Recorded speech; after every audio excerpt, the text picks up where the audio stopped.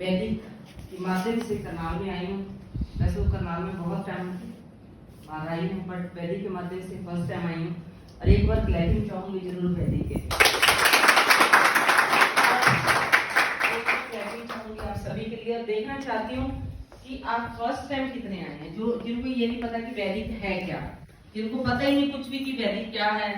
सारे नहीं हैं? हाँ जी। वाह, तो एक बार अपने लिए जबरदस्त तालियां जरूर कीजिएगा, क्योंकि आज भगवान ने हमें एक बहुत खूबसूरत मौका दिया है और जो मौका हमें वैदिक के रूप में आज हमें मिला है या मिल सकता है, और इस मौके के साथ हम चाहें तो अपनी लाइफ को चेंज कर सकते हैं। तो क्या आप रेडी हैं? Yes. पक्का? Yes. तो मेरे को थोड़ी सी हाँ ना चाहिए प्लीज, है ना? क्या मेरा साथ दे सकते हैं? यस। मैं कोई बहुत बड़ी बड़ी बातें नहीं करूंगी, बट हाँ मैं इतनी सी बात करूंगी कि मेरी हर बात आपको समझ आ जाए, क्योंकि ये जो व्यापार है, ये जो बिजनेस है, ये बहुत बड़ा बिजनेस है और बहुत पावरफुल है, बहुत पावरफुल, बहुत बड़ा है। लेकिन बात एक ही है कि कोई भी काम करना मुश्किल भी बहुत होता है और कोई भी काम करना आसान भी बहुत होता है। तो ये काम बहुत मुश्किल भी है और ये काम बहुत आसान भी है। अब आप बोलोगे कि आपने दोनों बातें बोल दी, आपने बोल दिया कि बहुत मुश्किल भी है और आपने बोल दिया बहुत आसान भी है। मुश्किल तब है कि जब हम सिस्टम को या उस व्यापार को या उसका जो तरीका है, वो व्यापार है क्या, जब तक हम उसको समझते नहीं तब तक वो बहुत मुश्किल है। क्यों? जब तक हमें समझ में नहीं आएगा तो हम उस काम को कर नहीं पाएंगे। क्या मेरी बात से सहमत है? यस। बट करना बहुत आसान कब है?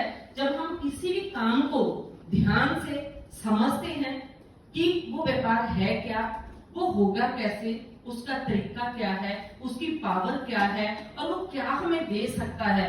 तो जब हमें काम समझ में आता है तो फिर हम उसको करना भी शुरू कर देते हैं, और जब हम करना शुरू कर देते हैं तो धीरे धीरे 1 दिन 2 दिन 3 दिन 4 दिन 5 दिन 10 दिन 20 दिन, महीना 2 महीने 6 महीने, तो धीरे धीरे वो काम क्या बन जाता है? हमारी आदत बन जाता है। क्या बन जाता है जी? आदत। और जब हमारी आदत बन जाता है फिर वही काम हमें करना अच्छा लगता है ना? और फिर धीरे धीरे जब उस काम से हमारी जिंदगी में बदलाव आना शुरू हो जाता है, हमारी घर की जरूरतें, हमारे बहुत सारी चीजें पूरी होनी शुरू हो जाती हैं, तो वही काम से फिर हमें प्यार हो जाता है ना? फिर चाहे दिक्कत आए, चाहे मुश्किल आए, परेशानी आए, हम कभी भी पीछे नहीं हटते। तो क्या आप रेडी हैं? क्या आप जानना चाहते हैं कि वैदिक क्या है, वैदिक बिजनेस क्या है? तो अब हम बात करेंगे सबसे पहले वैदिक कंसेप्ट की, जिसके अंदर मैं काम कर रही हूँ।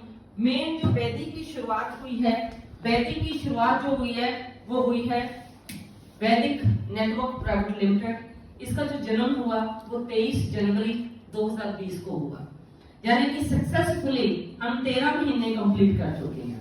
मतलब 13 महीने की ये बच्ची है अभी, बट छोटी सी बच्ची ने बड़े कमाल कर रखे हैं। अगर आज इस कंपनी के मैं हेड ऑफिस की बात करूं तो अंबाला के अंदर है, और आज अगर इस परिवार की बात करूं जहां पे हम 23 जनवरी 2020 को इस कंपनी का जन्म हुआ, और आज ये कंपनी 56,000 परिवारों तक जा चुकी है। 56,000 परिवारों तक। और आज मुझे बताते हुए खुशी हो रही है कि आज ये कंपनी जहां पे 56,000 परिवारों तक जा चुकी है, वहीं 15 स्टेटों में आज हमारा ये व्यापार चल रहा है। पूरे हिंदुस्तान में 15 स्टेट में हम अपना बिजनेस फैला चुके हैं। और इस कंपनी को जिन्होंने जन्म दिया, आज अगर मैं उनकी बात करूं, जो इस कंपनी के फाउंडर्स हैं, सबसे पहले अगर कंपनी के फाउंडर्स हैं, उनका नाम है रविंदर भाई जी, जो अंबाला से बिलोंग करते हैं, जिनका रेजिडेंस अंबाला के अंदर है। कभी वो एक पेस्टिसाइड कंपनी के अंदर सेल्स मैनेजर का काम करते थे, और वही लड़ाई थी जरूरतों की, और उसी लड़ाई को लड़ते लड़ते एक दिन उनको एक डॉक्टर के माध्यम से एक मौका मिला, जैसे आज हमारे सामने मौका है। उन्होंने उस काम को देखा, समझा, समझने के बाद उसको स्टार्ट किया, एक डिसीजन लिया, और आज अगर उनकी अचीवमेंट्स की बात करूं तो उन्होंने 22 से 23 साल इस इंडस्ट्री को दिए, और आज उन्होंने कम से कम 30 से 35 करोड़ रुपए इस इंडस्ट्री से कमाए। जिन्होंने अपनी फैक्ट्रियां लगाई हैं, जिनके शोरूम्स हैं, प्रॉपर्टीज हैं, बहुत सारे कारोबार, क्योंकि जब हम पैसा कमाते हैं तो हम कहीं ना कहीं उस पैसे को लगाते भी हैं, है ना। तो दूसरे जो ग्रेट पर्सनैलिटी हैं वो है हमारे भाई मिस्टर मुकेश सुंदरिया जी, जो पंचकुला में रहते हैं, जिनके फादर साहब आर्मी से रिटायर्ड, 4 बहनें हैं, एक भाई, और 4 बहनों का एक भाई जो होता है वो कितना सीरियस होता है हम सभी को पता है ना, और वो भी सभी से छोटा हो। तो बस उसके बाद फादर साहब जॉब में से रिटायर्ड होके आए, और उस समय भाई अपनी लाइफ को लेके बहुत ज्यादा सीरियस नहीं थे, लेकिन उनको सेटल करने के लिए जैसे सभी ने उनको एडवाइस दी फादर साहब ने कि आप कुछ ना कुछ अपने बेटे के लिए, इकलौता बेटा है, पढ़ाई ये कर नहीं रहा। ये नहीं था कि वो डफर थे या वो इंटेलिजेंट नहीं थे, बट उस कई बार हमें संगत ऐसी मिल जाती है जो हमारी रंगत चेंज कर देती है। तो उनको भी कुछ ऐसी संगत मिली जिसके कारण उनका पढ़ाई में मन नहीं लगता था, जब पढ़ाई करते नहीं थे, जब पढ़ाई के लिए सीरियस नहीं थे। तो कुछ रिश्तेदारों ने एडवाइस दी कि आप जितना भी रिटायरमेंट से पैसा लेके आए हो, आपका इकलौता बेटा है, इसके लिए कोई कारोबार शुरू करवा दो। तो उन्होंने जितना भी रिटायरमेंट के ऊपर पैसा लेके आए, तो उन्होंने स्कूटरों की एजेंसी खोल दी रैपुर रानी के अंदर, हरियाणा के अंदर एक शहर पड़ता है रैपुर रानी, शायद आपने सुना होगा। वहां पे मोटरसाइकिलों की एजेंसी खोली। अब जितना पैसा था वो सारे का सारा लगा दिया। बिजनेस में कम से कम बिजनेस चलने को 1 साल 2 साल 3 साल तो लगते हैं, लगता है इतना समय। तो उसके लिए हमें बैकअप भी चाहिए, पैसे का बैकअप, है ना। अब वो है नहीं था। और दूसरा, जब भी हम कोई भी काम शुरू करते हैं तो उसका तजर्बा भी होना जरूरी है ना। लैक ऑफ नॉलेज, तजर्बा ना होने के कारण, मनी बैकअप ना होने के कारण वो एजेंसी 2 से 3 साल के अंदर लॉस में जाके, घाटे में जाके वो बंद हो गई। जब वो बंद होगी तो 4 5 6 7 लाख रुपए का कर्जा सर पे हो गया। और वही बात आती है, कहते बुरा वक्त हर इंसान के ऊपर आता है ना।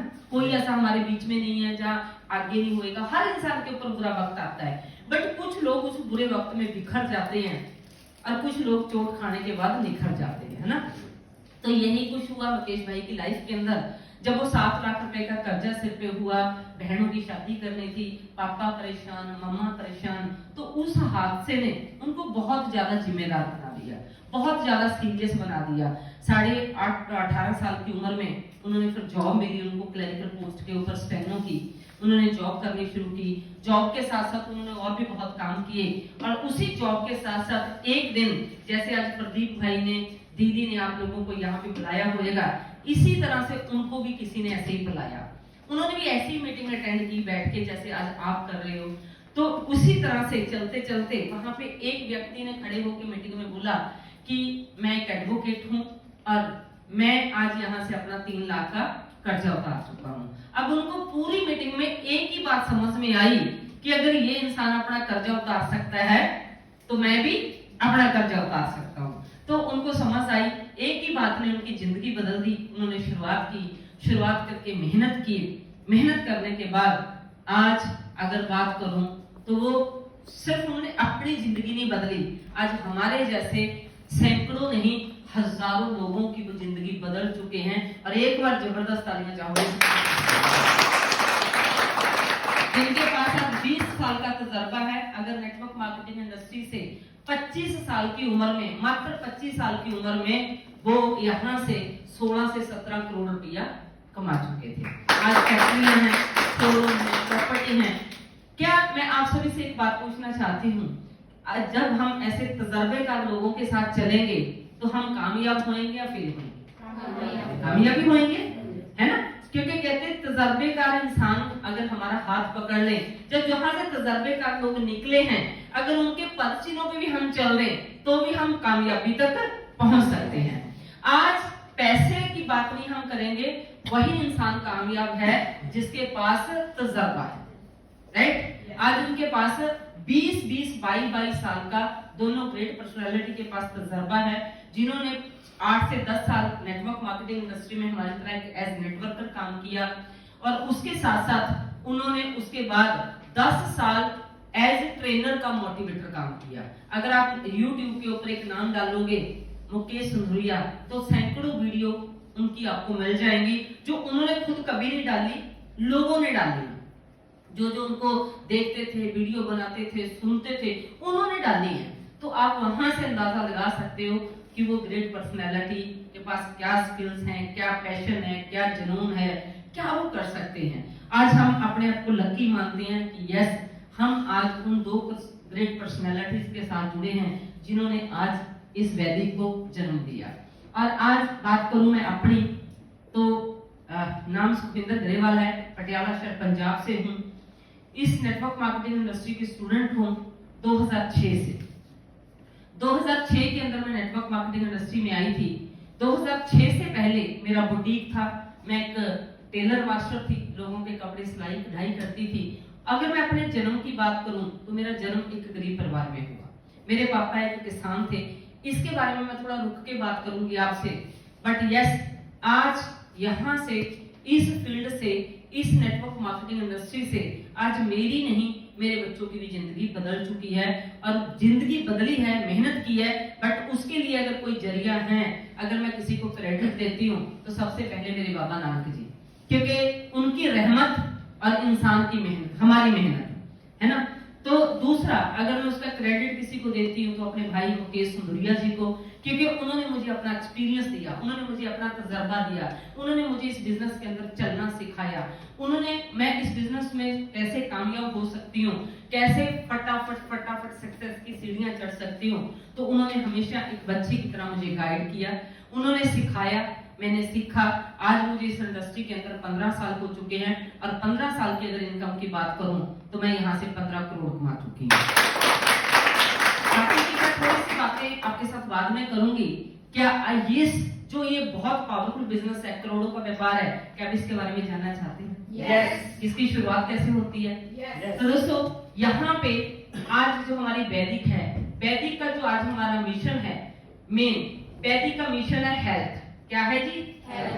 हेल्थ। और दूसरा है वेल्थ। अगर सबसे पहले हम हेल्थ की बात करें, आज 99% लोग हैं जो आज फिजिकली आज बीमार हैं। हाँ जी, मेरी बात से सहमत है? प्लीज मेरे को थोड़ा सा हाँ है ना, प्लीज इधर वाले भाई है ना, क्या आप मेरा साथ दे सकते हैं? पक्का? क्योंकि जितना मेरे साथ आप कोरिलेट करोगे, जितना हम एक दूसरे के साथ बात करेंगे, बात करने का मजा भी तभी आता है जब आगे से रिस्पॉन्स आए, है ना। तो मैं शायद ज्यादा अच्छे से आपको इंफॉर्मेशन दे पाऊंगी। आज फिजिकल हेल्थ को लेके 99% लोग हैं जो सफर कर रहे हैं। क्या मेरी बात से सहमत है? आज हमारे पूरे हिंदुस्तान में कोई घर ऐसा नहीं है जहाँ पे कोई बीमारी नहीं है। आज छोटे छोटे बच्चों की आईसाइट वीक है, आज छोटे छोटे बच्चों के, जन्म लेते बच्चों के आज दिल के अंदर छेद हैं, आज ट्यूमर्स हो जाते हैं, राइट। 99% लोग आज बीमार हैं। किसी का सिर दर्द है, किसी को स्किन की प्रॉब्लम है, किसी का बीपी हाई है, किसी का बीपी लो है, किसी का घुटने दर्द है, किसी की कमर दर्द है। बीपी हाई एंड शुगर तो आपको हर घर में पक्का मिलेगा। मेरी बात से सहमत है? और दूसरा बात करते हैं वेल्थ। वेल्थ के बारे में मैं थोड़ा सा रुक के बात करूंगी, बट सबसे पहले हम करेंगे, 1 नंबर पे आती है हेल्थ और 2 नंबर पे आती है वेल्थ। हेल्थ क्योंकि पहला सुख निरोगी काया और दूसरा सुख जेब में माया। जब ये दोनों सुख इंसान के पास होते हैं तो मेरा मानना ये है कि इसी धरती के ऊपर स्वर्ग है। मर के हम कहाँ जाएंगे किसी को नहीं पता। लेकिन हम सबसे पहले बात करेंगे हेल्थ की। हेल्थ में ये है हमारी बॉडी। क्या है जी? बॉडी। हमारा शरीर, हमारी बॉडी। और मेरे ख्याल से हमारा अगर सच्चा कोई जीवन साथी है, हमारा कोई रियल पार्टनर है, लाइफ पार्टनर है, जिसको हम लाइफ बोलते हैं या लाइफ का पार्टनर बोलते हैं, वो ना हस्बैंड है, ना वाइफ है, ना बच्चे हैं। अगर वो कोई है तो सिर्फ हमारा शरीर है। क्या मेरी बात से सहमत है जी? हमारा अगर कोई, क्योंकि ये मरते दम तक अगर हमारा किसी ने साथ देना है तो हमारे शरीर ने ही हमारा साथ देना है। और चलती का नाम गाड़ी है, रुक गई तो खटारा है। हाँ जी, मेरी बात से सहमत है? अब इस बॉडी को तंदुरुस्त रहने के लिए, जो आज किसी की भी तंदुरुस्त नहीं है, इसको तंदुरुस्त रहने के लिए, इसको जिंदा रहने के लिए, इसको एक अच्छी जिंदगी जीने के लिए बेसिकली 3 चीजों की मेन जरूरत है, जिसमें सबसे पहले अगर मैं बात करूं तो एयर की जरूरत है। किस चीज की जरूरत है जी? शुद्ध एयर, साफ सुथरी हवा की जरूरत है। क्योंकि हम सांस लेते हैं तो हम जिंदा हैं, जिस दिन सांस निकल गया तो हम मुर्दा हैं। तो दूसरा, अगर हमें किसी चीज की जरूरत है तो पानी की, किस पानी की जी? शुद्ध पानी, साफ सुथरे पानी की। और तीसरा, हमें जरूरत है फूड की। किस चीज की जरूरत है जी? एक पौष्टिक फूड की। किसकी जरूरत है?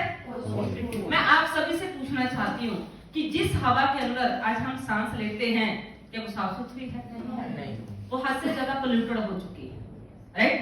फैक्ट्रियों का धुआं, इट्टे बनती हैं उसका भट्टे हैं उनका धुआं, ट्रांसपोर्ट का धुआं, बीड़ी सिगरेट का धुआं, और हमारे गांव में आज भी चूल्हे जलते हैं उसका धुआं। आज इस धुएं के कारण आज जो हवा है वो इतनी ज्यादा गंदी हो चुकी है, जहरीली हो चुकी है कि आज बहुत सारे लोग हैं जो अस्थमा से पीड़ित हैं। हाँ जी, बहुत सारे लोग हैं जिनको फेफड़ों की प्रॉब्लम आ जाती है क्योंकि वो गंदी हवा के कारण आती है। दूसरा, किस चीज की जरूरत है हमें? शुद्ध पानी की। तो दोस्तों, जो आज हम पानी पीते हैं, आपके हिसाब से क्या वो शुद्ध है? वो भी उतना ही पोल्यूटेड हो चुका है क्योंकि आज घर घर में टॉयलेट बनी हुई है। टॉयलेट की गंदगी कहाँ पे जाती है? जमीन के अंदर। आज जितनी भी फैक्ट्रीज हैं उनका सारा केमिकल वाला पानी जमीन के अंदर। आज जितना भी वेस्टेज पानी है हम घरों में, गांव में, शहर में यूज करते हैं, नहाते हैं, कपड़े धोते हैं, बर्तन साफ करते हैं, वो सारे का सारा गंदा पानी कहाँ पे जाता है? जमीन के अंदर।